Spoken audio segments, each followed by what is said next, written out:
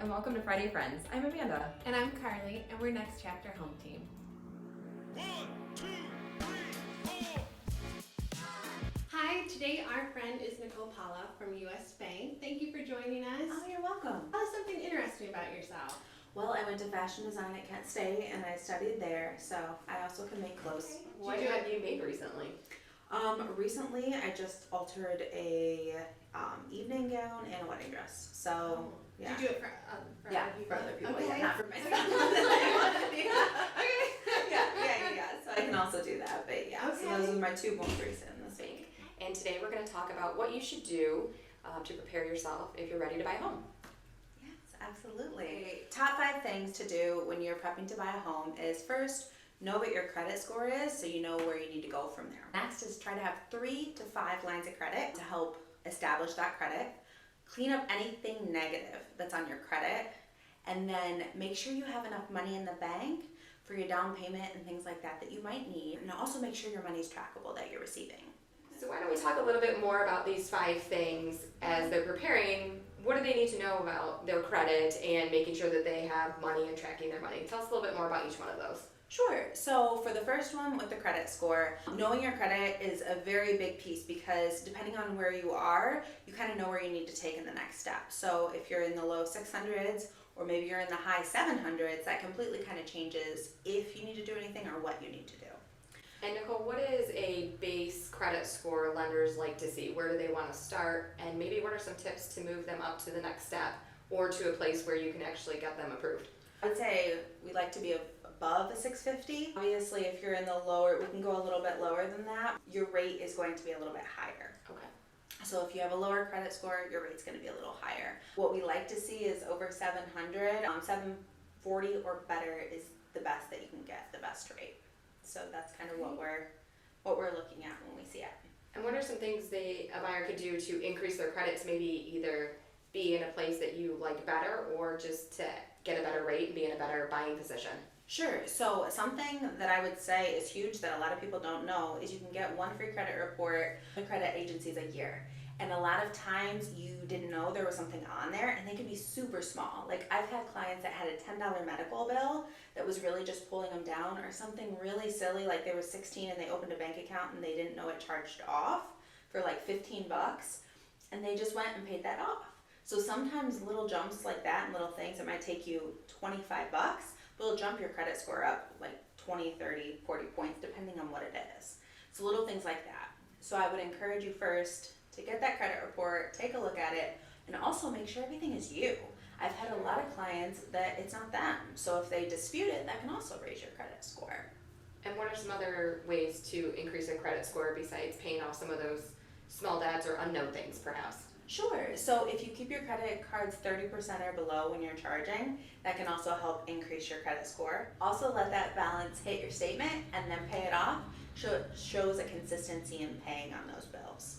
That's a big one. Also make sure that you do have available credit. So a lot of times if people don't have anything that they can use, it doesn't necessarily help them, it can hurt them. Making sure that you do have credit out there available to use can actually help you as well. So if someone doesn't have any credit right now, what are some ways that they can help build credit? Is it getting a credit card and consistently paying off? Are there things that they can do to help build that? Absolutely. So one of the first things I try to recommend to people is get a checking account. People do, but especially if you're younger, 16, 18 years old, sometimes they don't. Sometimes they're selling mom or dad's. So get your own checking account because that is a hard hit on your credit. One, that starts helping you right there. And then yes, also getting that credit card. But if you absolutely have nothing, sometimes you can't.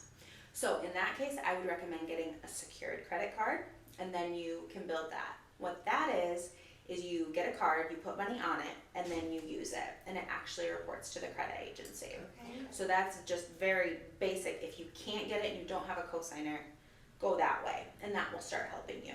You do have a credit card, yes, I would recommend getting credit cards, not drastically, because it does, but having a few that you're able to use that does show that you have credit and you're not going to spend it all. But it shows that you can have the credit and you can use the credit, and then yes, paying them off. Just make sure you try not to go over 30 to 50% of that credit card. Okay. Let's say you have some credit card debt Sure. that you have amounts on your credit cards. Mhm. Is paying those down a good thing? Does that increase their credit score? How would that help them?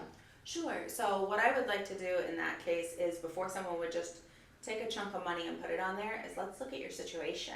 Say you want to buy a house and you have $10,000 in credit card, not unheard of at all, pretty common actually. But maybe you need $5,000 more and you could have 20% down on the home. Or you could put, just depending, we could look at multiple different things, but it might help you more to put it on the home, save money every month, and then you could end up paying something else later. I mean, there's just lots of different options. So I wouldn't necessarily say put it right on the credit card unless your credit score is like, we need to help this a little bit. That's why it's helpful to talk to you as Yes. a lender. You can go through the different scenarios and how can we best use our money Correct. to get you in the best situation for buying. Yes, absolutely, absolutely. And that's, I think, something that someone should do before they come see you as realtors, because we can get you set up so you're not going to run into an issue after I already make the offer. And I'm sure in your job you've seen all kinds of situations, all kinds of financing, so people shouldn't be worried about coming and showing you. They shouldn't try to hide any debt that they have or anything like that. It's very important for them to show you everything and you're there to help. Yes, absolutely.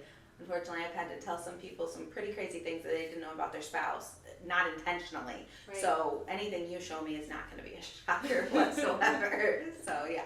You've already had all the I've jobs. had all the shockers. Yeah, we're good. So another thing I think too is once people see what the negative credit is, don't be afraid to address it. I think sometimes it overwhelms them. And understandably so. I mean, it's a lot to deal with, especially if you don't know where to start. If you see it, come see me. We can go through it and figure out how to pay it off. Go from there. So I would also make sure too that you think about making sure the money is in the bank too, in that 2 to 3 month period before you just assume you can use it for a down payment.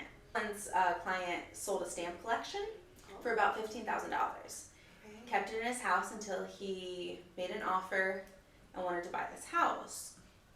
Well, there was no receipt for the sale of the stamp collection and there was nothing, so you can't use that $15,000 as the down payment. Now we did find a workaround for it. We were able to close on the house, but it was probably a 45-day close, not a 30. So you just have to think of things like that before you go and make large deposits or assume that you can use something that you sold. Talk to your lender, make sure that you know what you need to track it, and you can go from there. Right, we unfortunately can't use mattress money. Yes. And why is that? Well, there's a lot of reasons for that one. Well, because money needs to be trackable. Yes. So why does it need to be trackable? So one, to make sure it's not coming from something that's not good in the best way, make sure it's legal money. Make sure it's not stolen, a million different bad things. And to make sure that you had the rights to the money. Now, there's gift money too, so just be aware it's not unheard of. Like, if grandma wants to give you your inheritance early, which I've also had, she gives you your down payment or more. That is also completely legal. We just got to get the right documentation. So that is why, pretty much what you have, we can figure out how to use it. I've also had people had to own a business and had the business contribute to the home. We can figure out a way to document that properly. So as long as things are done legally and the right way, ahead of time, we can usually figure out how to document it so we can use it for the house. We just have to make sure we're a part of the beginning process of it. Right, so any money that you want to use, you need to know where it's coming from. If you do sell that stamp collection, put it in 2 or 3 months before, so it's not, oh, this is an interesting deposit that you had last month, where did it come from? Or, obviously have a receipt. Yes. Sell it on eBay, it'll track it for you. Yeah, you can do the eBay one, or a lot of the trade-in stores around here actually, they'll give you receipts for it, and then they'll also have it on their books if someone calls to verify. Okay. So we've been able to use those before too, so you can absolutely do that. Well, I think those are wonderful tips for what to do when you're getting ready to buy a